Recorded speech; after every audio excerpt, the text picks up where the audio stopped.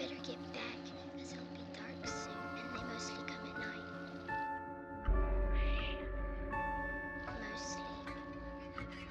Welcome to Mostly Horror. Mostly. I'm Steve, And I'm Sean. and we have another great episode for you all today. We are going to do our best at Handling the Undead, which is a new neon film out by first-time feature film director Taya Westerdahl. We have Taya on the show to chat about her new film. I want to say at the beginning, if you have a chance, the film's going to be release limited, but if you have a chance to go online and watch Taya's short called Children of Satan, Yes. you definitely will get a taste of Taya's vibe of filmmaking, her style, and also the short is just really good. Yeah. So watch that. Yeah, we talk about it a little bit with her, obviously, but I would love to see Children of Satan. I can't talk.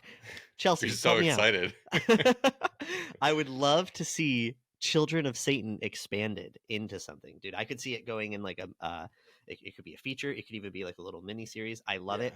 And that's not to take away from what it is currently. It's a beautiful short, and is completely valid in that format as well. Yeah, So. exactly.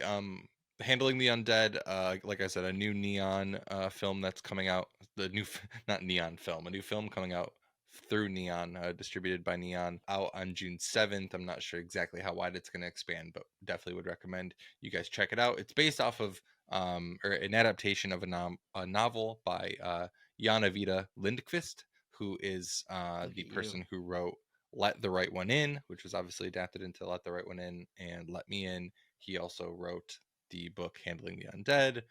We talk about a couple of other stuff that he did with Taya. So anyways, definitely stick around for that interview.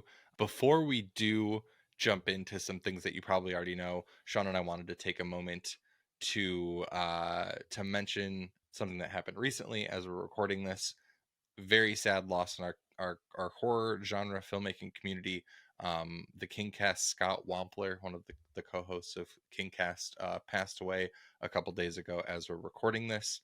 For anyone who is a part of the online film genre, film horror, whatever it may be, community, you definitely have seen Scott's tweets, his presence online. We were very fortunate enough to have both Scott and Eric on our show, probably over 100 episodes ago now. But Kingcast, it's like episode 58 or something. Yeah, I guess pretty early. Yeah.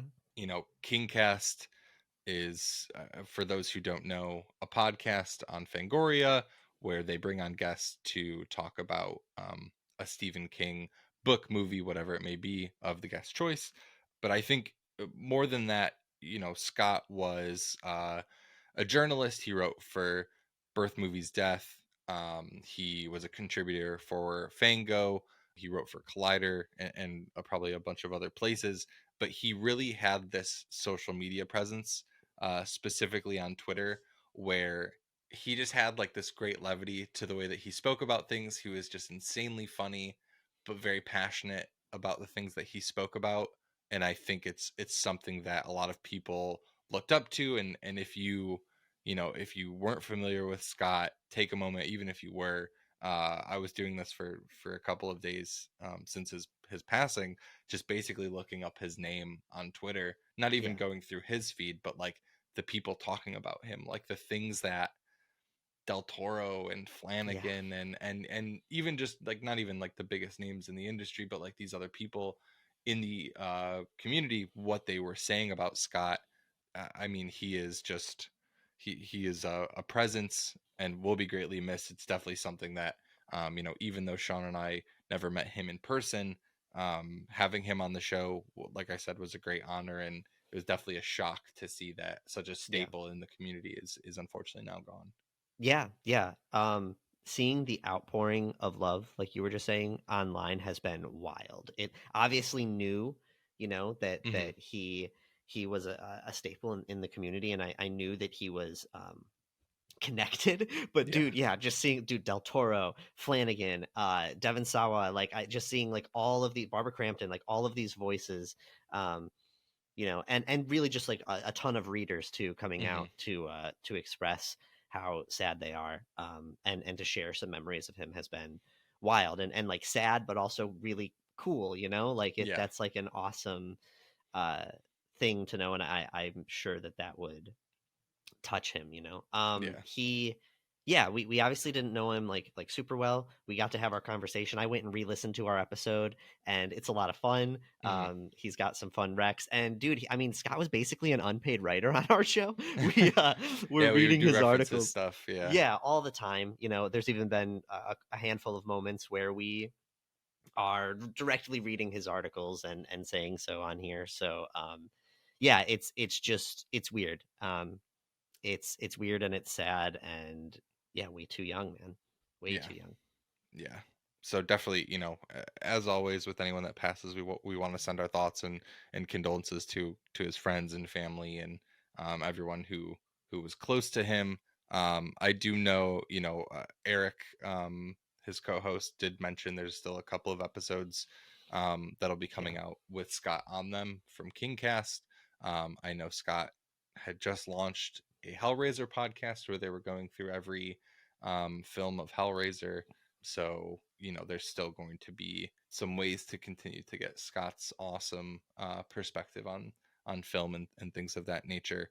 And definitely, like I was saying, if anyone hasn't followed Scott or seen the impact that he had on the internet, take some time today to do so. So wanted to start off the episode with that because I think that we owe whatever amount of our ability to have a podcast to Scott Wampler and the things that he has done in the horror community. So definitely wanted to mention that.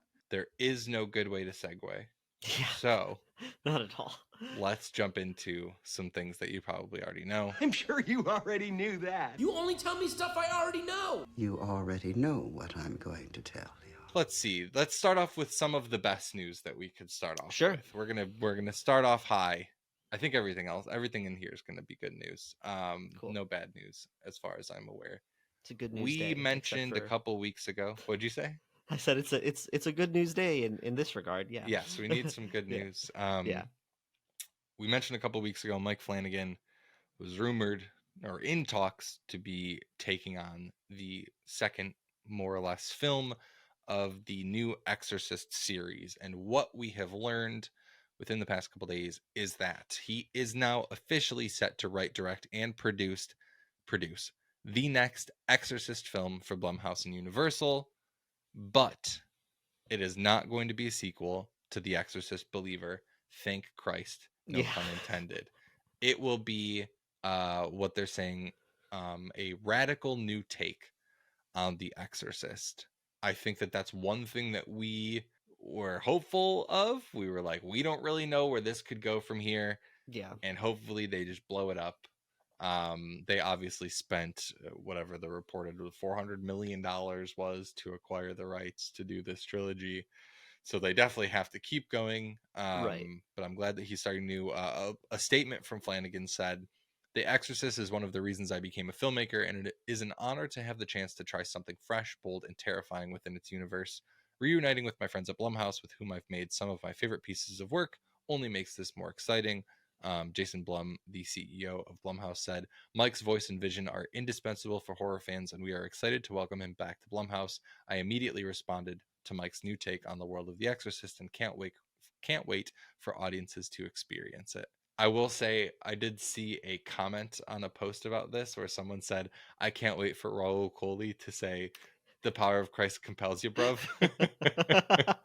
It was Honestly. really funny. Yeah, Yeah, really dude. good. This is exactly what needs to happen. I also see it kind of putting them in a perfect position.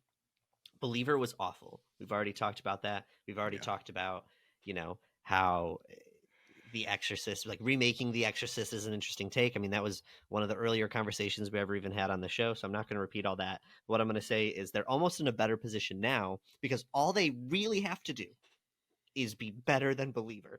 You know what I mean? Yeah. Like, it's people are going to to rejoice over just a better take. I think it's like, instead of just being compared to The Exorcist now, it just has to be that. And then also, it's Flanagan. Like, I trust that it's going to be something actually new, a different way of telling this story, a different take on this world and this story, and it's going to be spooky. I trust the man. I don't know how else to say it. I Yeah. trust him with my life. Yeah, I think, he probably had an exorcism-esque film in his Sure. mind, like not even related to The Exorcist, and Yeah. that's what I imagine. Like I don't think it was like, well, if I was to redo The Exorcist, I would do X, Y, and Z. Like, he probably has Right. this great exorcism film that he's wanted to do, and he's gonna make it fit within that world. And you don't even Sure. have to make it fit within that world, to be honest with you. It can be, Yeah, at that point, Yeah. you can just, they could have just said, you know what, forget it. We're going to just have Flanagan do a movie about, an exorcism. Yeah, exactly. They're just gonna call it The Exorcist. Right. So yeah, I'm very excited. I hope it comes out in 2025. I hope it comes out soon. So he also does have a new film coming out before then called The Life of Chuck, which is not a Yep. horror film, but regardless, excited to check that out. This is it's all new stuff that we're talking about, all new things that are coming out. Let's go with some Nosferatu. Which Oh, is I gonna don't know be... whatever this news is. Oh, interesting. Okay, so I mean, we know Robert Eggers' new film is going to be Nosferatu, comes out on Christmas as God intended. And recently, while talking with Esquire, Skarsgård teased what his Count Orlok is going to look like. I'm reading this article from Bloody Disgusting. We say top secret, of course, because the movie's marketing hasn't yet revealed the look of the character, but it sounds like Skarsgård dove scary deep into the role. Esquire explains that the actor, quote, worked with an opera singer to bring his voice down to its lowest possible pitch, unquote, and, quote, spent 3 to 6 hours every day in makeup and prosthetics. And then Skarsgård said, it took its toll. It was like conjuring pure evil. It took a while for me to shake off the demon that had been conjured inside me. He also says, in terms of its Count Orlok's appearance, he's gross, but it's very sexualized. It's playing with a sexual fetish about the power of the monster and what that appeal has to you. Hopefully you'll get a little bit attracted by it and disgusted by your attraction at the same time. I knew it. I knew I was gonna want to fuck Count Orlok. No, I just think of if I don't know if Chelsea's working on this episode, but Chelsea's love for Pennywise and how we tease her about that, and I just see 100%. a similar situation. Chelsea, can you throw a yup in here if you agree? She's probably gonna record her own thing and just be like, "Fuck you guys, that's not true. This is a misrepresentation." No, she's gonna own it. She would totally own that. I hope so. Yeah, 100%. Yeah. But interesting, very, very interesting. Yeah, I admittedly, dude, when they release photos, I don't want to see them. They I don't already see them. Oh, right. So they have released 2 photos But not of him. Oh, yeah, correct. They have released 2 photos of Robert Eggers' Nosferatu. And the other thing that's really interesting about these photos, not to get too film nerdy, but the original film is black and white. Yeah. And the 2 shots that they've released, one of Lily Rose Depp and the other of Willem Dafoe, are monochromatic. So one is Lily Rose Depp and it's effectively black and white, but it's a blue tone, like a moonlight. And then the Willem Dafoe shot is all orange and black. It's Okay. like fire. I don't know if you've Sure. seen either of these. No, I think I saw one of them, but I did not see the orange and black one. Got it. There's only 2 shots. They give nothing away. And so I'm curious. We know Eggers loves his style. He has a very specific way that he approaches his filmmaking, and it's really interesting because like it's not like his films all look the same. He just like attributes a specific style each time he makes a film. He's like, this is exactly what it's gonna feel like. And obviously, if you have seen The Witch, The Lighthouse, or The Northman, You know that. But with Nosferatu, I'm curious if he goes in a way that is similar to black and white, where the only colors that play on the screen are variations of like a monochromatic nature, Sure. if that makes sense. Like there's not Yeah. multiple colors in the field of view. It's just whatever Everything kind of is takes over yeah, the white and different black. different monochromatic hues. Yeah. Yeah. Uh I could support that. I think that would be a new interesting way, a more interesting way to go about it, frankly, than just doing a black and white movie because you're remaking a famous black and white movie. Yeah, of course. You know, not that I would have an issue with that. Yeah. But yeah. Really quick, can I say that part of me hopes in my dream world, now that Skarsgård is going to be Nosferatu, in a reboot, I want them to make a SpongeBob hash slinging slasher movie and have Skarsgård show up That would be for good. that moment, right? Wouldn't it Yeah. be? Yeah, Dude, dude, that would be really good. I'm beyond excited, and yeah, I just don't want the day that they release the photo of what he looks like, because we know that is going to happen. Mhm. I'm going to do my best to not see it. I want to see it on screen, and I don't want to, play the movie out in my head beforehand. Yeah, you should preemptively mute the word Nosferatu on Honestly, Twitter just that's to make smart. sure. Twitter and Yeah. Instagram. I still wish that Anya Taylor-Joy was the lead in this movie, but just because I think she'd be great. It does still have Aaron Taylor-Johnson, Nicholas Hoult, Emma Corrin, Ralph Ineson, Willem Dafoe, Lily Rose Depp, obviously. So, anyways, speaking of Bill Skarsgård and Pennywise, some other good news. We knew that there was a series coming out called Welcome to Derry that was going to premiere on HBO next year. It's going to be a prequel of the It movies that were directed by Andy Muschietti. And we now know that, as we just said, Bill Skarsgård is going to be returning to Derry as Pennywise. Yeah, dude. Which I think there's positives and negatives to the It movies. I know that they did extremely well in theaters. I think the first one's really good. I think the second one's fine.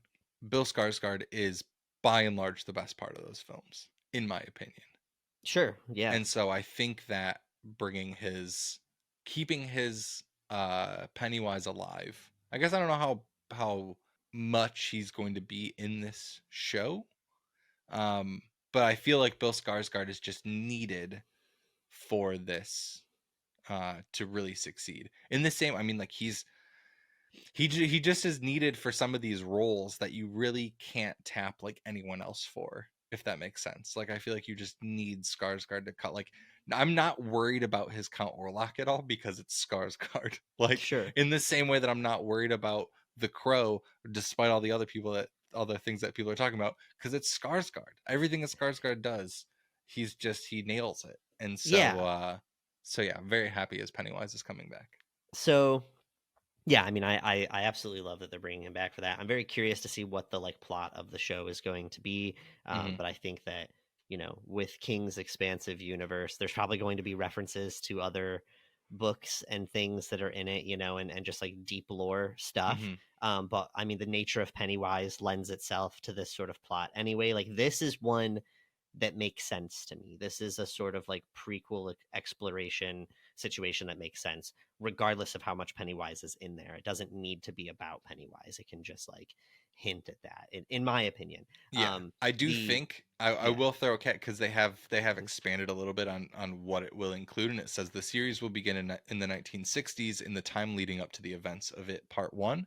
The story is also said to include the origin of Pennywise the Clown. Oh, okay. All right. Well, that's fine. That sounds great. And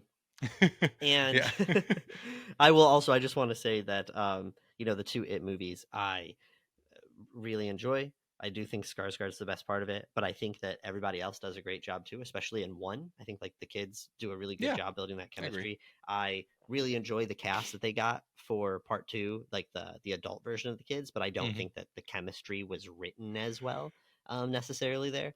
I have my pros and cons with both of those movies, but but yeah, I think Skarsgård really showed up, and I'm down to see what else they do. For sure. Yeah, totally agree. I also will use this as a time to recommend Castle Rock to anyone who I still hasn't gotta see seen. that.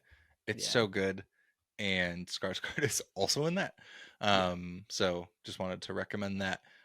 Let's go a little mostly horror. Honestly, not horror at all. And the only reason that I'm gonna read this is because I enjoy it, and Bloody Disgusting published an article about it. But Variety reported recently that a television series adaptation of the property 300 is now in development.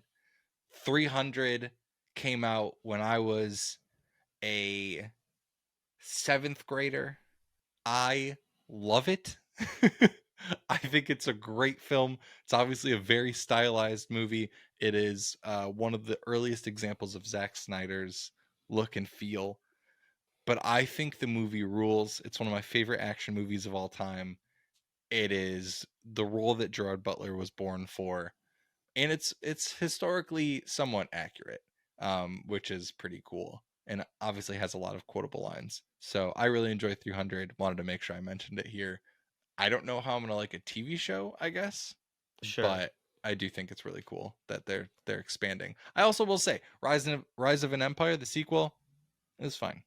It wasn't bad, but Sure. anyways. Okay. I have a couple thoughts. I was gonna say, if you don't have any thoughts, totally fine. It's been a long time since I've seen 300. I'm trying to remember like what age roughly I was when 300 came out. Yeah. It came out when you were in 6th grade. When I was in 6th grade, based off what you said. Okay. That makes sense. I remember seeing it and like narratively, like I liked it, but I did not understand all of the hype. And my main thing was this, and really just I'm realizing just like Zack Snyder's movies in general have always been kind of what I'm talking about when I talk about like not liking certain visuals and compositing and stuff like that. I don't really get his visual style. I don't like Got it. it. I didn't see the Justice League stuff, but I saw enough trailers to know that like I hate that. 300, I didn't really visually like. I it just wasn't my thing. I did like Watchmen, but I didn't. There's a ton of stuff in Watchmen that I don't like, Yeah. and Sucker Punch visually, like there's just like a weird CGI something like his approach to that doesn't work for me. Yeah.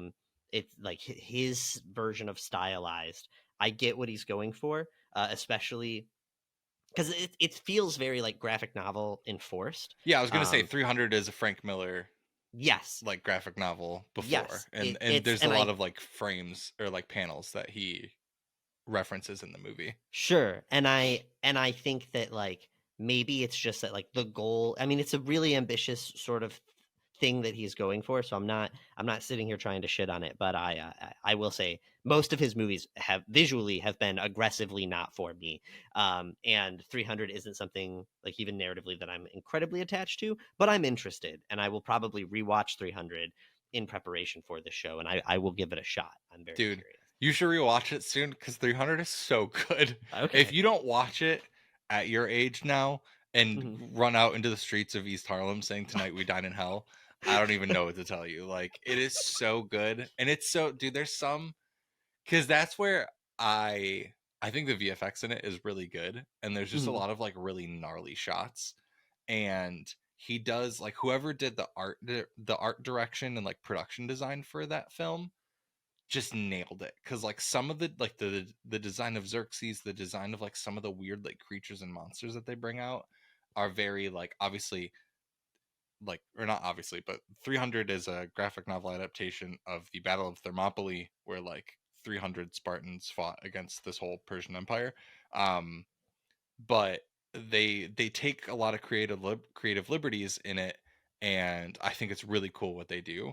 And also it's just, I don't know, it's just so badass. So anyways, you should totally watch it This again. is making me think about when I was in my first apartment. I think me and you had like a whole 300 discussion. I think you were like, "We're gonna watch it today," and I Probably. don't remember if we ever did. But Yeah. Let's flip the script.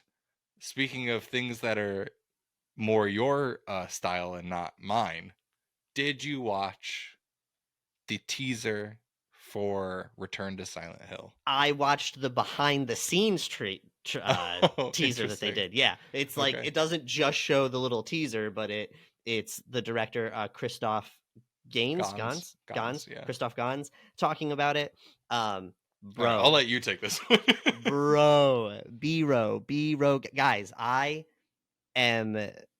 I'm confident. I just feel like it's going to be good. It's going to be really, really good. I have full faith. I know that he was talking again with Akira Yamaoka, I think is how you say his name. Sure. But Akira is a huge part of that franchise. The composer of all the music. I'm pretty sure he like directed the first game. I apologize that I don't know all of the credentials, but I know that he's incredibly involved and in like building the tone and the mood of this world. And yeah, dude, it just looking at I'm not even going to go over it. I think that everybody should go watch that behind the scenes thing. I don't think it gives anything away. I think it's like that's how a trailer should be, frankly. I think that it should just be them kind of talking about the movie, at least with like an existing property like this, like just talking about the movie and kind of like giving hope to what's happening and showing some of the stuff that they're doing and the direction that they're going. I have full faith. Did you watch the teaser? Like the actual teaser that they put out? Yeah, it was like a part of it. Yeah. Got it. Like okay. It looks great to me. Like I'm excited. It's real You don't think it looks fast. good? Huh? I mean, it jumps. It looks like the other Silent Hill movies. Yeah, but it's which is I fun. think the compositing looks a bit better, and I also I'm think sure- it's going to look I'm sure it'll be better. I hope it'll be better. It's Yeah. just with the way that technology is now. Like, but yeah, I didn't hate it. I also don't hate the Silent Hill movies by any means. I just don't. It's fine. So I'm hoping that this one is just like, I like the aesthetic. I like the concept. I like the Mhm. things in it, Pyramid Head Yeah. and the nurses and all that jazz. But the original film is just very emblematic of its times. It looks like the time it came out, which Sure. I know can be a positive. To me, it is not. And Yeah. I'm hoping that the new one just looks a little more polished. I agree. It with Silent Hill, it's not one where I like revel in You shouldn't. you know. I'm It's glad. no, I'm saying in its visual like I even when I first saw it, I was like, yeah, You're not gonna all of the champion how compositing it looks. is perfect, but a lot of it looks really great. And you know, they do a lot of practical stuff, especially like with their like it's not like a CGI pyramid head or like they bring a lot dancers to act as the nurses and different characters from Silent Hill, and they're doing that again this time. It looks like effects wise and set wise, a lot more of that is practical even than the first time. And basically the way he was talking about it was like, you know, it's we basically have a bigger budget. We have even more talented people, and these are young people that grew up loving the games and the previous movie, and I have full faith that it's going to kick ass. All right, I'm well, excited. We'll see how it is. Hopefully we can watch it soon. Yeah. That'd be cool. On that note, we will get you guys over to our conversation with Taya Westerdahl, director and writer of Handling the Undead. Stick around for our mostly horror recommendations of the week. We'll catch you on the other side.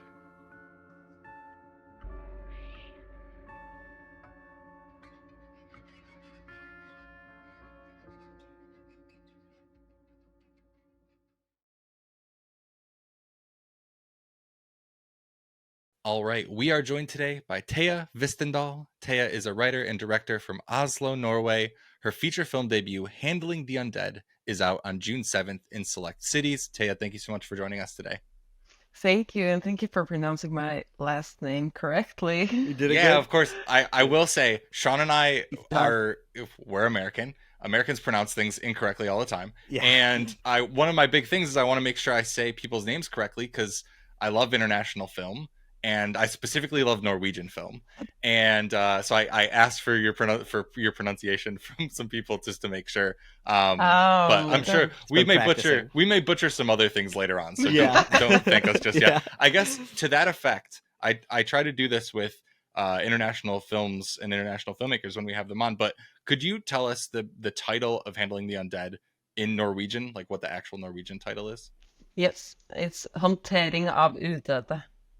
Nice. The international title is always so much better. Even the Yes. title card, like it wouldn't look the same if it was in if it was in English. So I really appreciate that.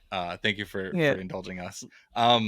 So we do want to start this conversation with a question that we ask almost everyone that we have on the show that touches the horror genre, and that's about your intro to the horror genre. So this isn't necessarily just like the first horror film that you saw, but if you have any of those earliest memories of like the first thing that kind of spooked you. So whether it was a movie that, you know, was being played in the living room and you came out and saw something that you shouldn't have seen, or, you know, an older sibling showed you something a little too early, or you saw a picture in a book, whatever it may be. Do you have any of those early memories that you could share with us? Yeah, absolutely. I think my first encounter with a horror or two horror films actually in one night was on New Year's Eve, and I don't know, I was probably like, I feel like I was like 5, 6, something like that. And the grown-ups were having a party like upstairs, and there were a bunch of kids in the basement, and some of the other kids put on first. I remember we watched Poltergeist and then Brain Dead. Wow. Okay. Yeah. Jeez. What was the impact? It's a question we like to ask because I was personally scarred by my experience. So like, did it really mess with your head, or how did little you take that?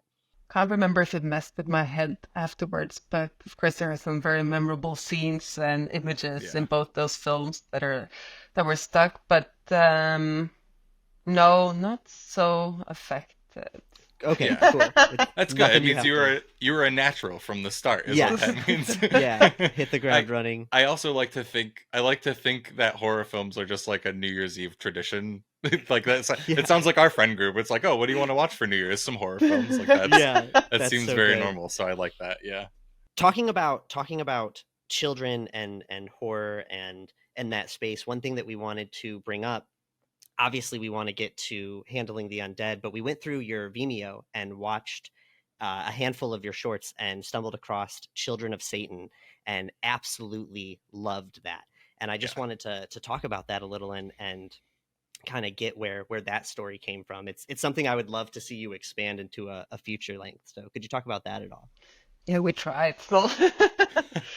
But no, so yeah, that was my first. That was when that was the first film that I made that had something to do with genre, I think, and it was a great experience. And I actually set out to make it a poetic thriller, but then some parts with the actors, etc., didn't really work. But then, anyways, in the end, like when it was finished, and people told me that it was a horror, and I was like, okay, this is a horror. That's great.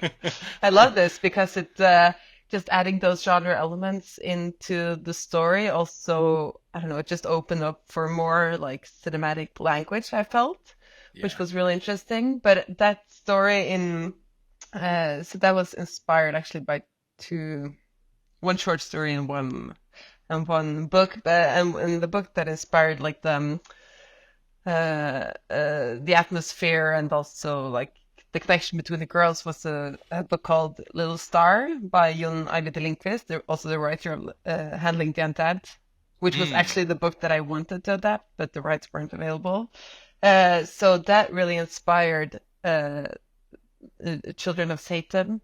And I think that through reading that book, I was also very like intrigued, or that made me more intrigued in the genre and also how it can blend. And because I've always been very interested in magical realism, and I feel like he's using the supernatural elements more as magical realist in a way that it's more about enhancing how the living people experience it rather than explaining like why the supernatural things happens or emphasizing on the supernatural, but it's more like what happens if we do the supernatural thing and make it realistic, kind of, which I find very interesting. And also, I think another film that inspired, you can actually see it quite well, I think, but it's a French film called Innocence, which was also... Yeah, Innocence is great. Yeah, sorry. Yeah, I know. It's beautiful and it's so great. And I think that film also opened the world of horror to me because what I first, like Mulholland Drive was the film that kind of like got me into films in the first place, or like opened up the space a little bit for me, or from just blockbusters, and that is also very like unsettling and unnerving, but I'm more like intrigued by that, and also like the psychological, more like mystery-ish kind of vibe that is just, yeah, that it's not the scares, but the creepiness which Yes. attracts me. And Yeah, there's like this atmospheric dread that, I mean, like Yes. Lynch carves his own lane, obviously. Yes. and you can only try to get as close as you can to that. But yeah, I think that's something that obviously shows a lot in Children of Satan, shows a lot in Handling the Undead as well. I'm curious if Sean and I were talking about this, but have you ever seen the film Poison for the Fairies? It's a Mexican No. horror film. No. It's I have it's to on write it it's on down. Shudder. If you're able to watch it on Shudder. I don't think we have it in Norway. All right. Well, anyway, if you're in New York, I'll loan you my I copy am. on Blu-ray. I'll loan you my Okay. copy on Blu-ray soon. But yeah, it's a Mexican horror film. I can't remember the director's name, but not necessarily the same story, but the dynamic of the two little girls is kind of similar. And Sean and I were thinking about it as we were watching your short. So just two very good things. I wanted to talk about you talked about film language and kind of the style that you play with. You have a very specific style, or at least it feels very intentional, like you know what you're looking to do. I was actually really surprised to see that the DP on Handling the Undead wasn't the same person as Children of Satan, because they feel very similar, and I can only attribute that to like your vision now. And so I'm curious when you found your style, because even, again, Sean mentioned we were on your Vimeo, like anyone who watches even your McDonald's commercials, like you have a specific style that you apply to them, and I'm curious where you pull your style from. I think it's mostly just taste. That's good. Fair. You're like, I have good taste. That's all it is. And yes, and like specific aesthetics that I'm drawn to, and Yeah. it's it's more like trying to mend the stories into being able to create these like more specific worlds. I'm not so interested in making it like purely realistic, but making it feel somehow realistic, but still like in the cinematic space. Yeah. So I don't really know if there's like or how. I never worked on my style, I think. Right. It just sort of developed naturally, and Yeah. based on what you love. That's Yes. one thing that I was applauding when me and Steve were talking about your work. Was one thing that I complain about a lot about other things that I'm seeing in the film space is just everything looking too clean, and almost like feel like movies that feel like every single shot needs to be this hyper graphic, like dynamic show off shot. And I really like movies and films that know how to contain that. And I like that your film has like a texture to it, Yeah. which they're shot on film, most of them. That's Yeah, why they're- right. and it just looks better. It just Yeah. looks better. Yeah. There's just something about that. We talked about butchering names a bit. I have to bring up. You said his name perfectly earlier. I'm a really big Let the Right One In fan. And even the American adaptation Let Me In. I just recently watched Border for the first time, but author, is it you didn't say John, it's Jean Avida Lindqvist. I don't think I'm saying it right at all. Could you do it? I'm saying like, but I'm Norwegian and he's Swedish, so I'm probably not saying it right either. But I would say like Jon Ajvide Lindqvist, but it's probably more like Jon Ajvide Lindqvist. Even if you're getting it wrong, you're getting it wrong better than I am. Yeah. Like, it sounds better. I'm getting it right, or yes, yeah, and it just sounds good, even if it's incorrect. Where mine sounds like I'm fumbling. And John through it, Lindquist is good. Yeah, that's fair. John Lindquist. That's a way I can have a bit more confidence in it. But just curious about your thoughts on his work. He's obviously made a name for himself in the horror space, and kind of what drew you to Handling the Undead. And you mentioned wanting to do Little Star, so could you talk about him a little bit? Yes. So I mean, Let the Right One In is a modern masterpiece. I mean, it's so beautifully done, and it's so emotional and unnerving, and it's just, yeah, it's consensus that it's a great film. Yeah. And so that, of course, was like the first introduction, I think, to him. And then I had a friend who showed me his book, Little Star, and I read it, and I was just blown away. And I was like, this is what I want to do. But then the rights were never available, and I continued to read some of his other work as well. For instance, Harbor, which is also a really, really good book, and then yeah. So then it was actually randomly.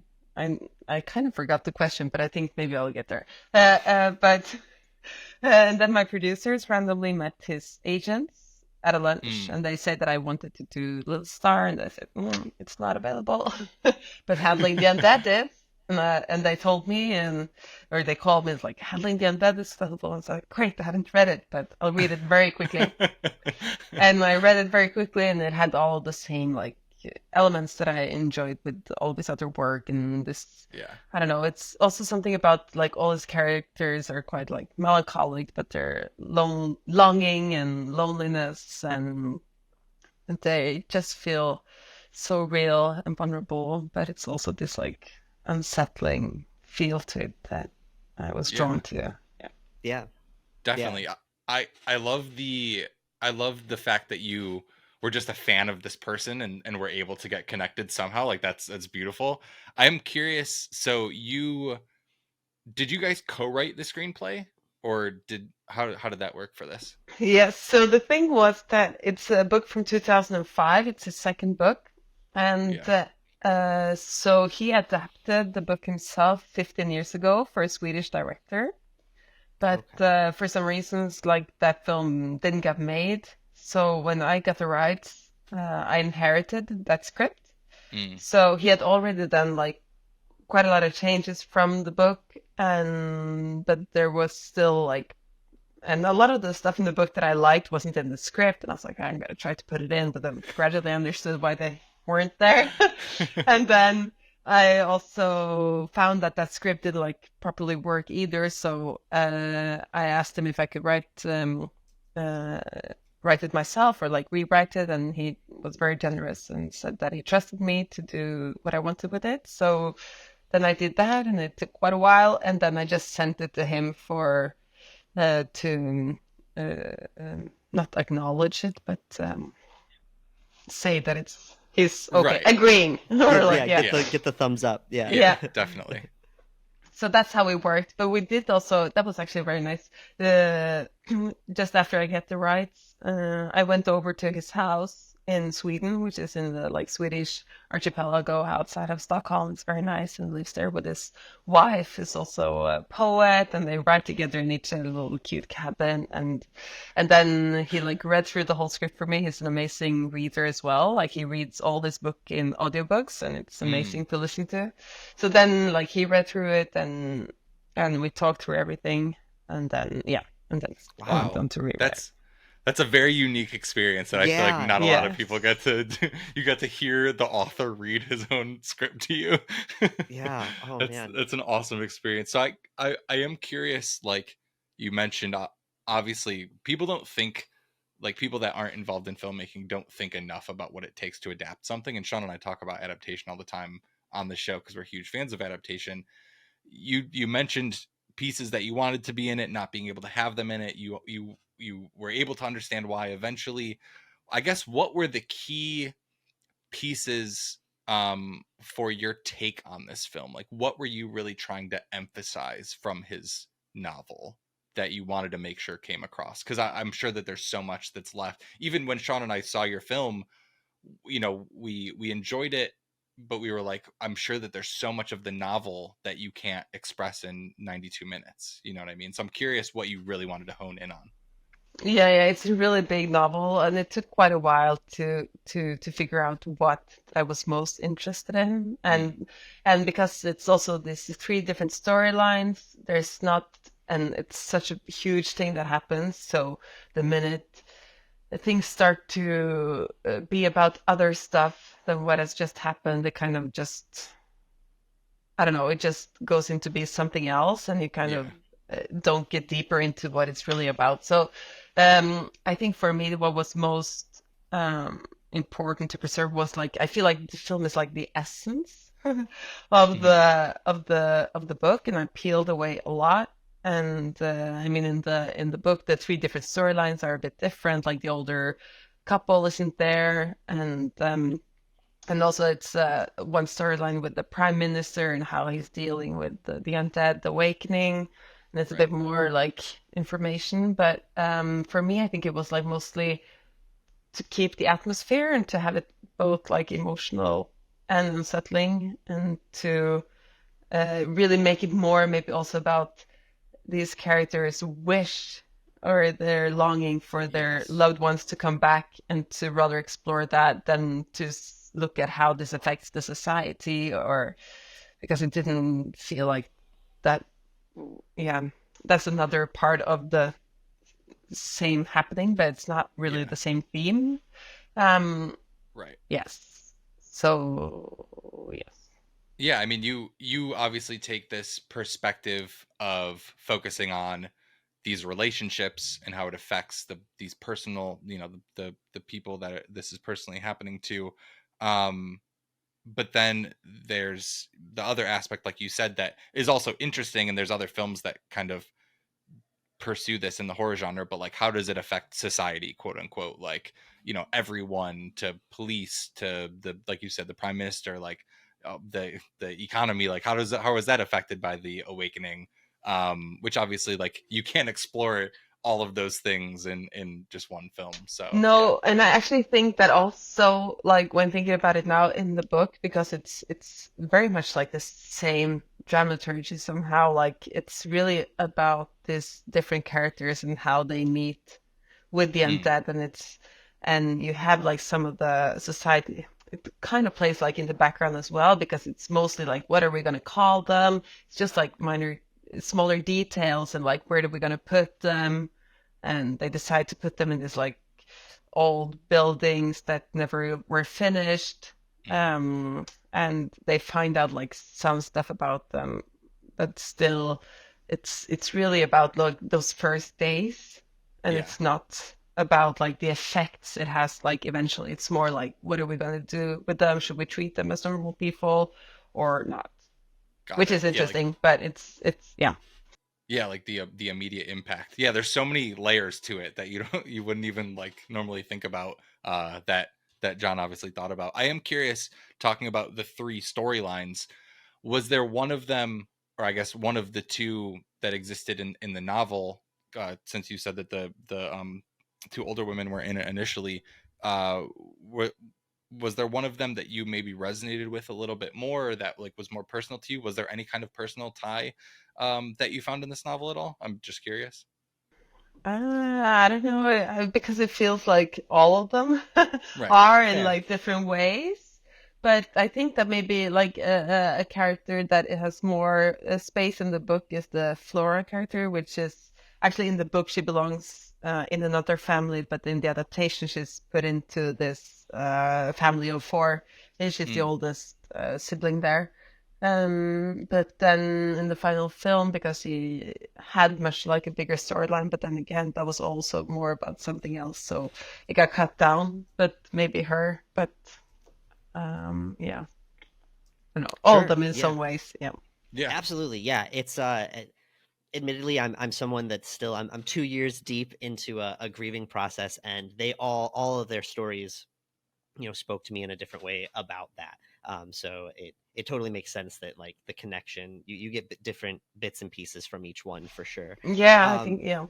Yeah, you mentioned the atmosphere, and you, if there's one thing that this movie does excellently, it's creating this atmosphere and this sense of dread from the beginning to the end, just all the way through, and this like just a conflicting sense of dread. And we're just curious what the process of that is, like identifying that in his story and in the script, the adaptation that he did after, how do you translate those things? We're looking specifically at sound design, for example. First, we love the sound design and the swelling moments that you have in certain moments, and then also moments of silence. Like how do you create that? From the opening of the movie too, you're sitting Yeah. at the title screen with just like this insane dramatic swell. That was Yes. amazing and really tone setting. Yeah, so I think originally, because also in the book, it's a little bit more humor, but gradually that disappeared more and more because I also I had this idea that I wanted the film to be like made with as little dialogue as possible and like to be told through mostly visual storytelling, and um and how I worked with the dread. Yeah, so I think that the book has some of this dread as well. Maybe it's more like throbbing, I guess, in the film. But it was the intent from the beginning because all the scenes are quite like dramatic and they're quite like low key and mundane in many ways. So and what is happening between the characters are very, it's like small stuff. So and very like drama-ish. So I thought that okay, so the cinematography and the sound design need to give us this feeling of dread and tension, and that there is something that's going to come. So one thing that we developed with the cinematography was that like we would aim for that half or not 1/3 of the picture should be like in darkness, or that we should have always something hidden in the frame, so you wouldn't always get like the clear or the whole picture or something, and it would maybe feel like the things are happening outside of the frame or that you don't really know all of it. And also like holding the shots a little bit too long, because if you hold them a bit longer then they start to create another sensation than just what they were before. So these were things that we worked with, and then also with the sound design, it was just the idea from the beginning. Also, like, how can we make the refrigerator create attention, and how can we like take out specific sounds to make this creepy something unsettling. You don't know what's gonna happen, and of course also because a lot of people watching it knows that it's about the Dead Rising, so also coming in with some expectations will give you some tension as well, because you're wondering like when are they going to do it, or like don't hug him because you don't know what's going to happen, and then stuff like that. Yes, so yeah, I love that. I love the idea. We talked with director David Lowery a little while ago, and he mentioned the same sort of thing with his cinematographer, to hold on things just a little longer, to the point where it's like you're almost laughing because of how uncomfortable it is. Like it just feels not real. Was in the apartment the kind of like translucent I don't know what it was, but like the separator between the living room and the kitchen, was that you shot a lot of things through that window where you like can't fully see anything? Is that like an example of something you did intentionally, so you're hiding that from view? yes, but what was great was that was a location.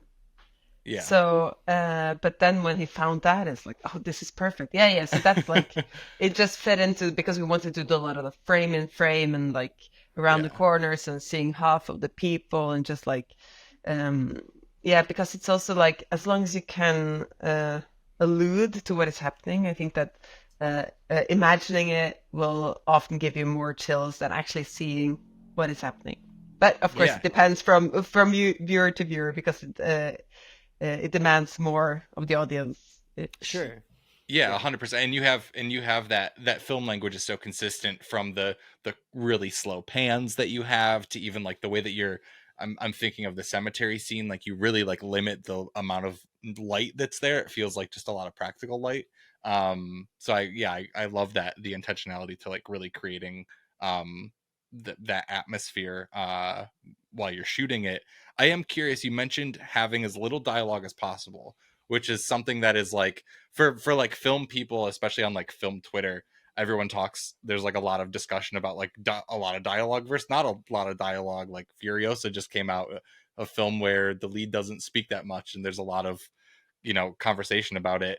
I'm curious that, And what do they say about it? well, I mean, like some people, there's a lot of directors, Denis Villeneuve, who did Dune and Dune 2, you know, he was kind of like, I think he said films don't really need a lot of dialogue. It's like a spectacle. You're going there to watch it. And then other people are like, okay, well, you need plot, you need X, Y, and Z. I'm just curious. You mentioned that being an intentional thing. You wanted as little dialogue as possible. You wanted to show, not tell, which I love. And that's like a film 101 sort of thing. I'm curious what kind of handicap that gives you, though, where you're not necessarily relying on exposition. You're not relying on, you know, people speaking. So was that difficult to really flesh this out without as much dialogue? No and yes, it depends on the reader and the viewer and what they want. Because I felt like, because there were more dialogue in previous drafts, and also some of the scenes that are in the film were actually with a little bit of dialogue.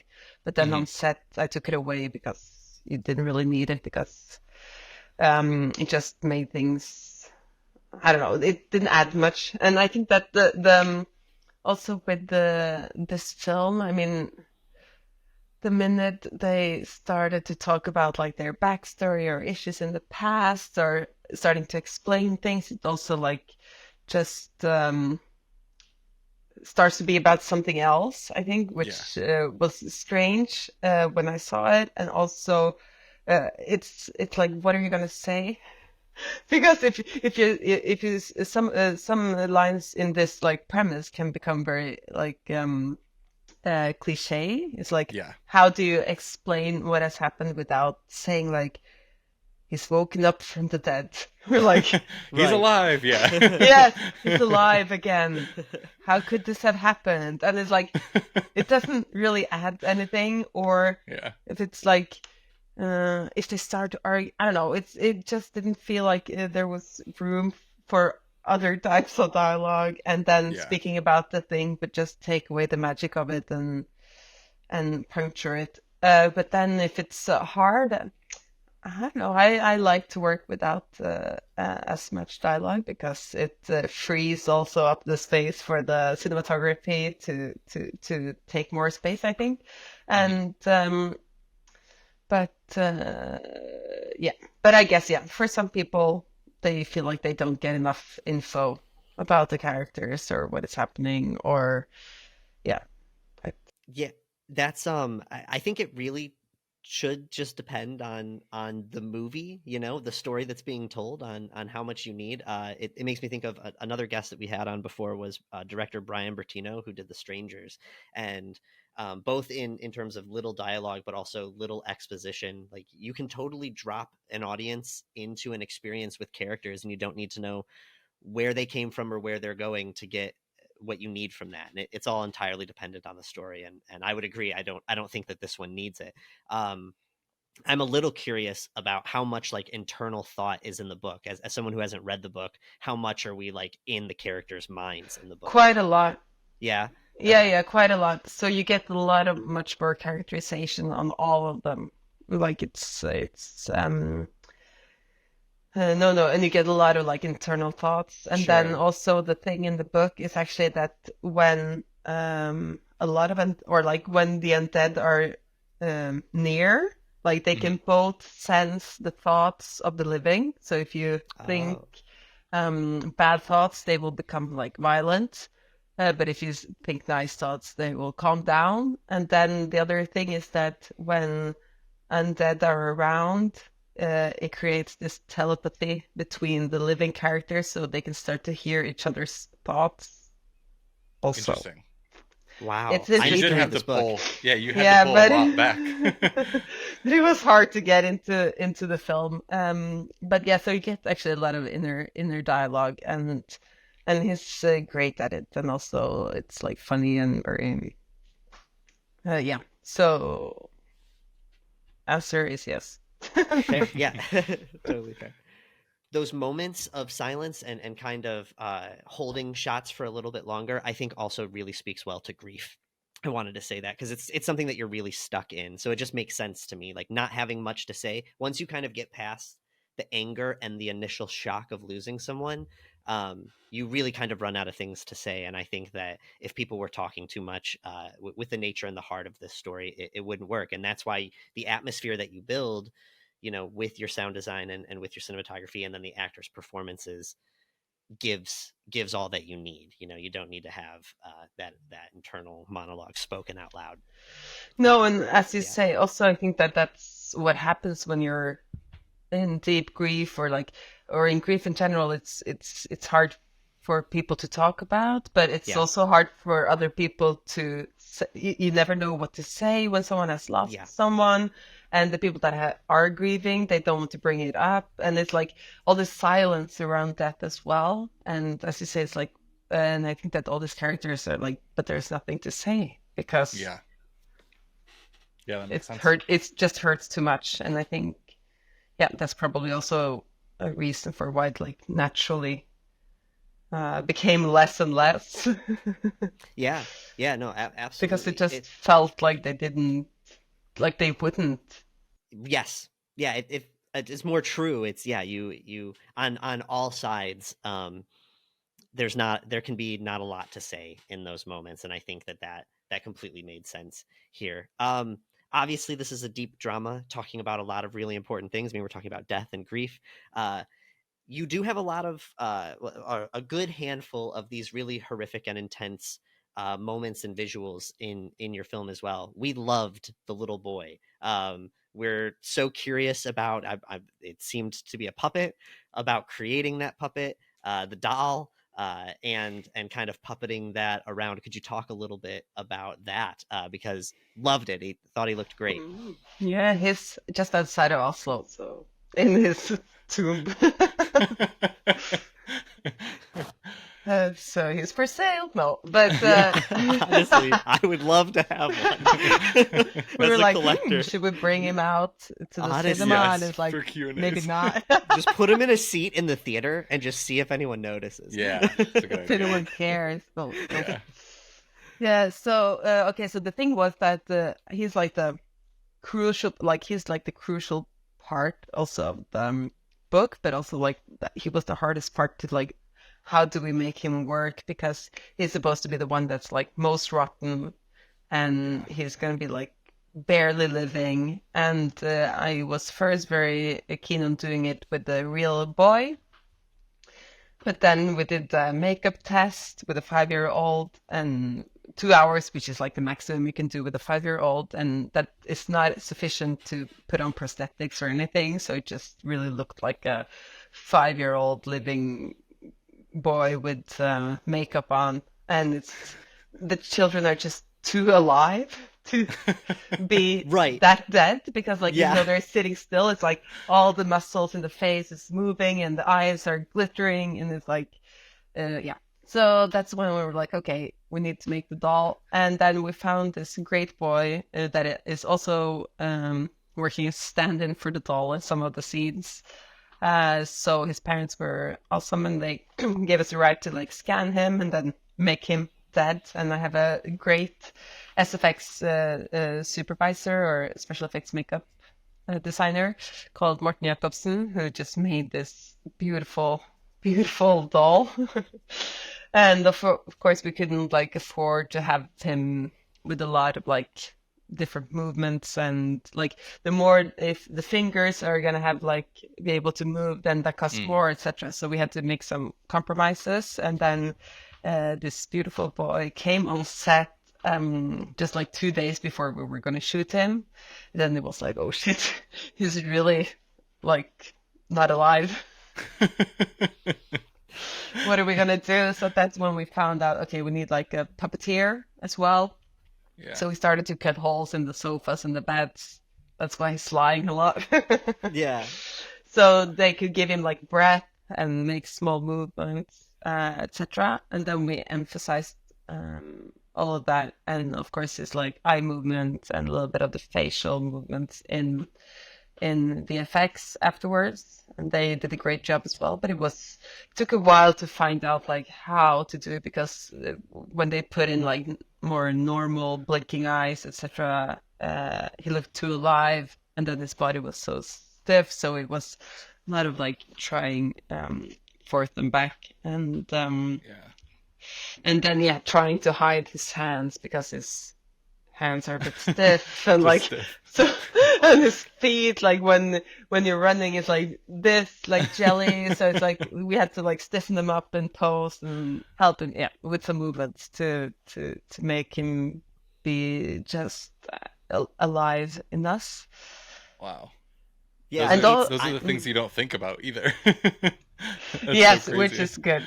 And just another funny thing about the doll is that because it ended up actually being great, because he could work for hours and hours, and which was nice. But then Renata, who plays Anna, the mother of the boy, she was like, I don't want to see him until I see him in the scene. So actually, when she walks into the room, that's the first time she sees him, and that's her like natural reaction.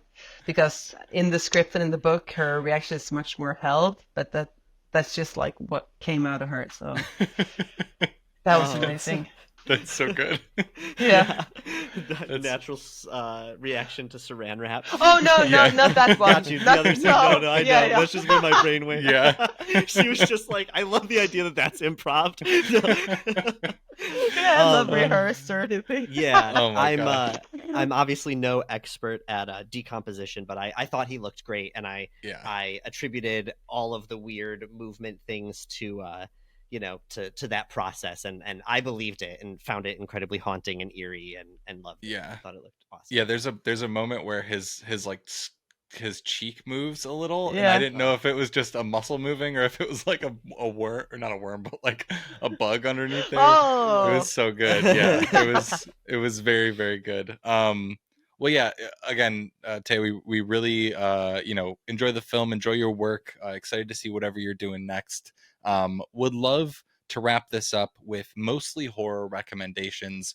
And so what we would love from you is a horror film and then a non-horror film that you would recommend to our listeners. Doesn't have to be new, doesn't have to be big, small, whatever you want to choose. But also would love if it's Norwegian as well. That would be very cool for recommendations. But anything you got for us?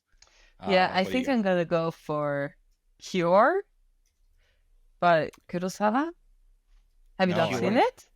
What? Wait. Cure. Yeah. Cure. Cure. I don't know how maybe I pronounce it wrong. Cure. Yes. Cure. Yes. There you go. I got you. I was like, I've never heard of that. Oh wait, I love that movie. Yeah. Okay. Yes. Yeah. So that's a horror recommendation. I love it. I still haven't seen. Yes, it's so good. We'll watch soon. Amazing. It's so good, and it's so like dreadful, or fits like your haunting. your style. Yes. Yeah. And Definitely. It's bleak. So good. Yeah. But it's Yeah. it's beautiful as well. So that's one, and then I think maybe the other one is Spirit of the Beehive, which is a Spanish film, which has parts of Frankenstein in it, but it's about this very like young little girl, and it's just an exquisite masterpiece, and it has some of this like tension as well, not too much dialogue, beautiful imagery, and I guess it's like a drama, but it has like a little bit of a scary vibe to it as well, but no jump scares or gore or anything, so not that action filled either, but it's great. Okay. Interesting. The Spirit of the Beehive. I love that. Yeah, I've never heard of that before. That's great. Well, thank you so much for those recommendations. We know as we're recording this, you have 2 showings at IFC in New York, so have fun at those Q&As. Hope those go very well, and thank you again for being on the show.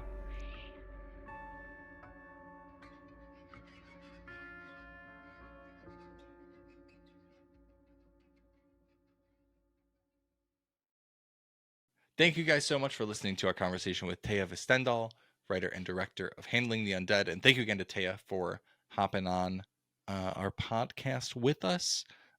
Before we get into some recs, we haven't spoken about the fact that I went to Stephen King's house. We were Yeah, talking you about Stephen King Yeah, a bunch get fucked. Oh at my the God. beginning of this episode. Sydney and I took a trip to Acadia National Park in Maine, Bar Harbor, Maine, and on the way back, we stopped into Bangor, which is where the King is from. I will say, Maine is like northern Michigan, and those who know, and those who don't know, just roll with it. Sure. It's very similar to northern Michigan, and even Bar Harbor, where we stayed, where the national park is, was like Mackinac, kind of. If you can, Okay. it was very touristy, Gotcha. but also by all these beautiful nature things. But one cool thing about Maine is when you're on like highway, I think it was like Interstate 1 or whatever, kind of on these back roads, there's so many antique shops, like just all these cool antique shops, and all of them have Stephen King shit. See, Like that's so much better than a bunch of white people selling Native American stuff, like in Michigan. 100%.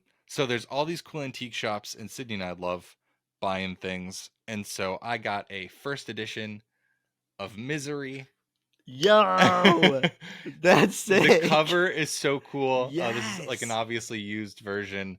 I've never Wow. read Misery. Neither have I. I don't know. I don't know if I'm gonna crack open this actual version. I may just listen to it, but it's even cool. The first page is like a cover of a Misery novel That by is Paul Sheldon. so good. It's so cool. Oh, that is so good. Yeah, so definitely wanted to mention that King's house. So I don't think it's where he actually lives anymore. I think it's where his like foundation is based out of. Gotcha. But anyone who you can look up what his house looks like. He has this like really cool gate in front that has these bats on it, and then Yeah. he has this really neat like totem pole that is like, it has a bunch of animals on it, and it has like a bookcase, and I don't know, there's probably images of it online. I'm looking right now. But it's basically this like big bookcase totem pole with a bunch of animals on it. It just looks really fucking cool. The house is beautiful. Oh, And, yeah. And yeah. That's a trip. Yeah. It was super Yeah, cool. it literally just looks like a tree that's been carved into a bookcase. Yeah. With animals and stuff about. That is wild. Yeah.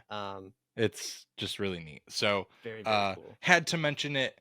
You definitely feel that you're in the land of Stephen King when you're driving through Maine. Spooky. And I hadn't mentioned it yet on the show, so I wanted to mention it. Absolutely. That is so cool. I'm beyond jealous. I saw you post that picture and I was like, that fucking asshole. It was Like, it was so cool, dude. Cool. It was sweet. I was like, yeah, if we have a chance, we have to stop there. And luckily it's right, just like in a neighborhood, obviously. So right. It was neat. And I also will say, we pulled up, we were the only people there. And within us being there a minute, there were 2 other cars that had pulled up. And it just goes to show you, dude, people fucking love Stephen. Like, Stephen King is such an icon. And we talk about him with our guests on almost every episode. Like, what's your early influences? Well, King. Yeah, it's so crazy. And I told Sydney, like, as soon as we were walking back to the car, I was like, you can look at this impact. Like, you see these people. And it was 2 old women and then like a younger, like early 20s woman was pulling out. It was just, it's so cool. Awesome. So anyways, so cool. That was very cool. And I think that's going to lead me perfectly into Rex, because while we were in Bangor, Maine, there wasn't a lot to do. We kind of underplanned what we were going to do that day. And so we had time to kill in Bangor, Maine. And we went to the movies and we saw a film that we've talked about a little bit off recording, Furiosa, a Mad Max saga. Now listen. When the trailer for Furiosa first came out, the first trailer, it did not look good. And I have seen Mad Max Fury Road. I love Mad Max Fury Road. Okay. The VFX in the trailer for Furiosa were obviously temp VFX. They did not look good at all. Yeah. The movie is fucking awesome. Okay. It is so visually delectable in the same way that Mad Max Fury Road is. It is so visually delectable, And I mentioned this to you before a couple days ago or whatever when we were talking about this, but George Miller, I haven't seen any Mad Max movies before Fury Road. And I'll also take this chance to plug the Eye of the Duck guys are doing a Mad Max series going through all the movies. So check that out if you're a fan. Do that. But he creates this world that to me can only be related to like sci-fi or fantasy, but it's not. It's post-apocalyptic. And when everyone makes a post-apocalyptic movie now, everything that's referenced is like just a version of what existed in the pre-apocalyptic world. George Miller says, fuck no. I'm creating this whole new way of living and way that people operate and hierarchical structure and X, Y, and Z. And he does it in a way that fantasy movies and sci-fi movies do, where he introduces characters and says, this is that character, that's their name, and you just accept it.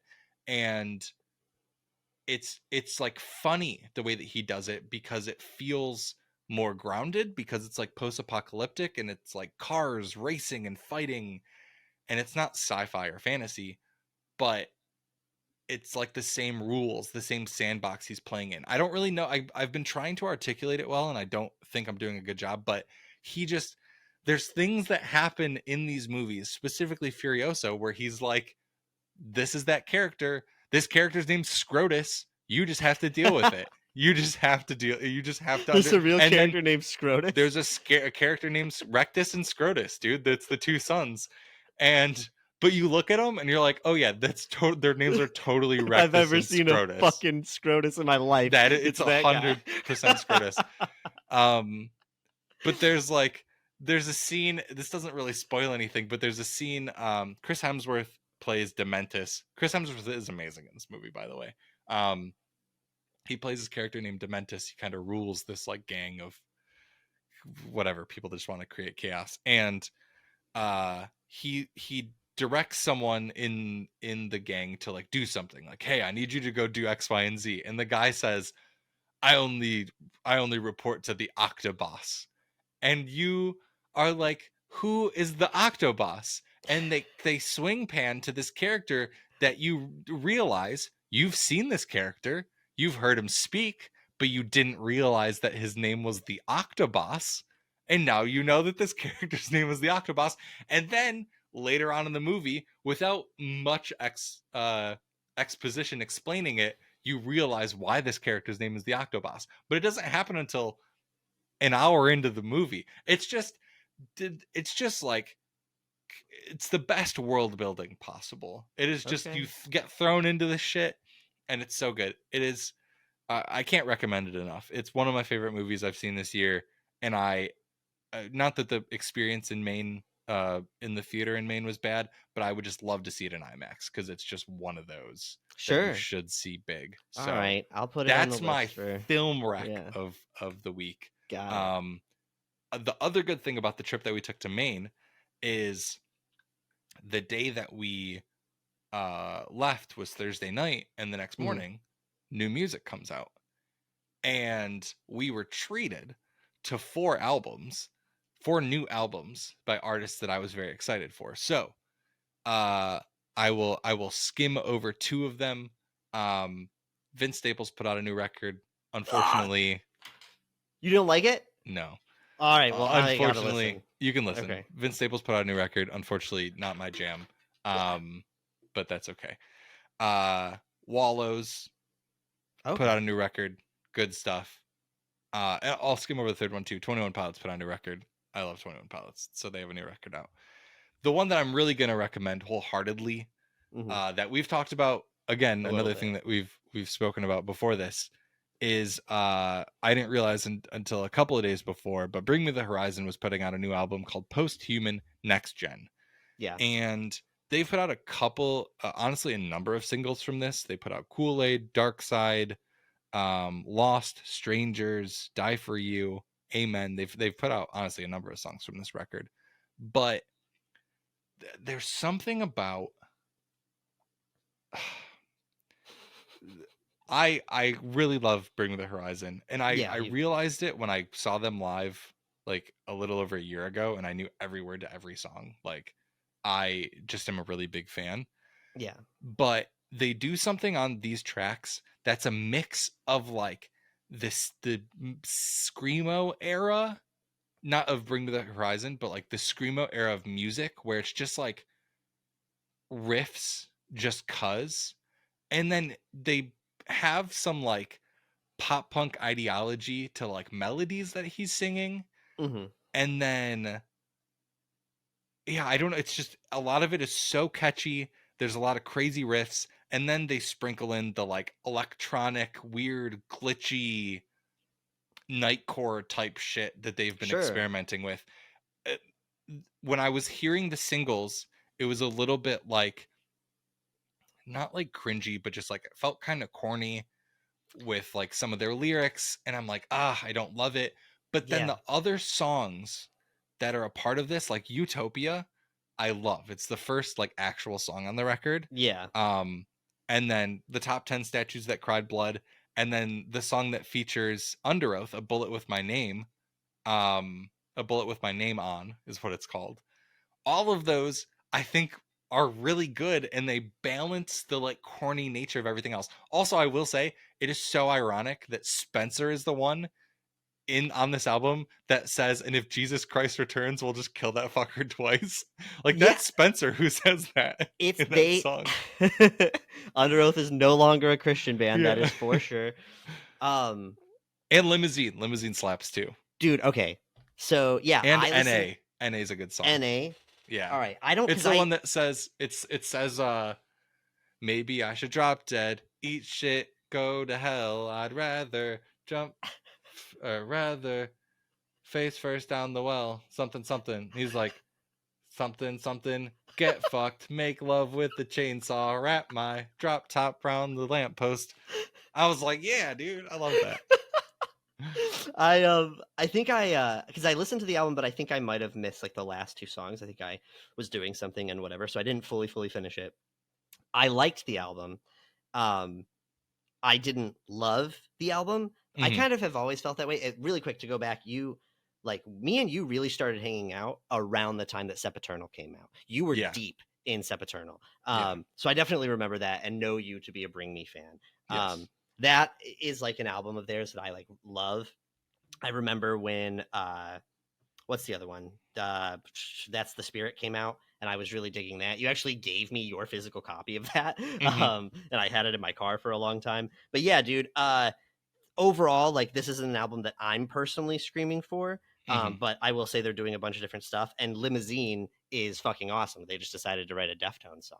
Yeah. And- I also Ollie was talking about how he sent that song. So it has Aurora on it, who is a wonderful singer, a young like Norwegian singer essentially. hell yeah. I think she's Norwegian or like Icelandic or some shit.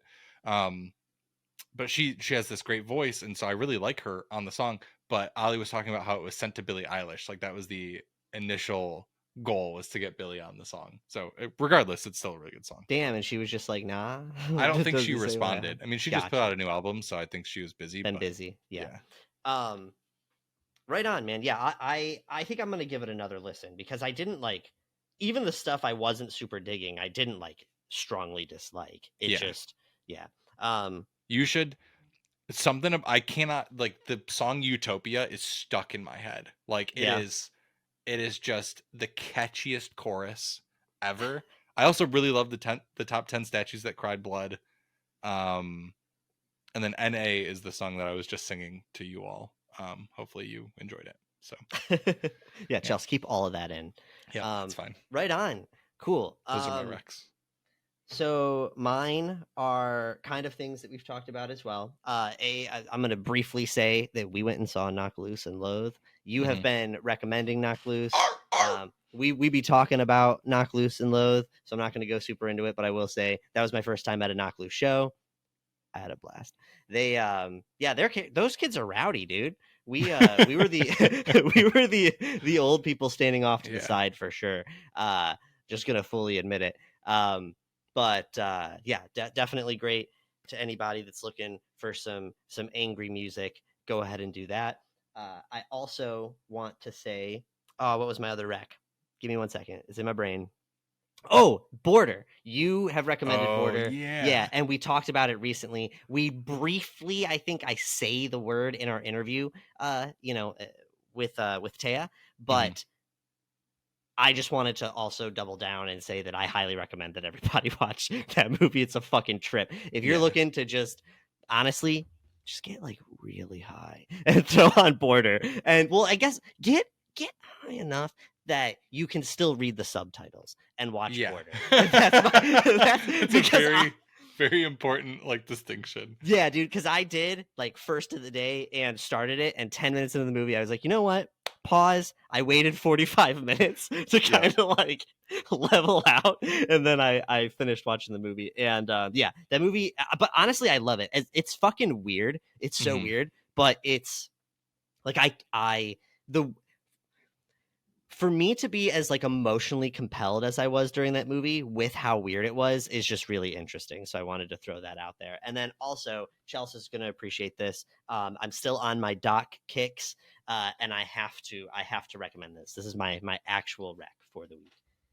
I am almost done with, in the middle of kind of a doc series on Netflix called Bad Surgeon, Love Under the Knife. Everyone needs to watch this doc. You need to watch this doc.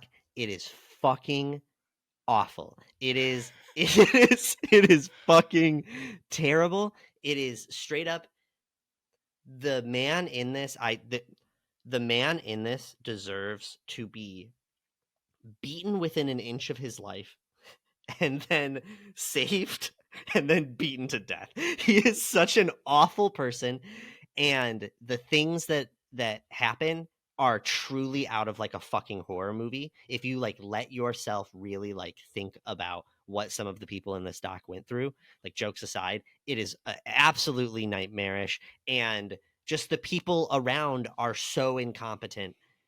Even some of the people telling their story in the doc, like I'm not trying to like attack them necessarily, but the fact that this guy got away with what he got away with at the scale that he did for so long is fucking nuts. If you're curious, to briefly intro you into what you're getting into, this man he's pitching this new type of surgery, that's basically putting in not real organs into people, and which is a science that we should be exploring. Like there's like it's absolutely something we should be exploring, but let's just say that malpractice happens consistently, fraud happens consistently, and just torture. It is fucking awful, but I think it's like important for people to watch this to know like you can't just like trust people. You can't even trust systems to be competent at all. Absolutely fucking horrible. Wait, you're saying our healthcare system isn't like ironclad? Yeah, well, that's the other thing. Like, well, absolutely, but also this is like worldwide. This is bigger than like America's shitty health system. Yeah, this is absolute incompetence, and showing that like even the programs and things that you think care about people do not. They are always run by greedy people who do not give a fuck about you. They do not care. It is wild. It is wild. So Dang. I'll leave that there. All right. A lot of uplifting docs as always. Yes. On Rex. If you've made it this far into our conversation, send us This is Sparta on Mostly Horror Pod on Instagram, or Mostly Horror on Twitter and TikTok. We also have a Threads. It's going to be Mostly Horror. Send us a message. This is Sparta, or just like at us at Mostly Horror Pod. This is Sparta. If you want to email us, our email is a little dry outside of bookings.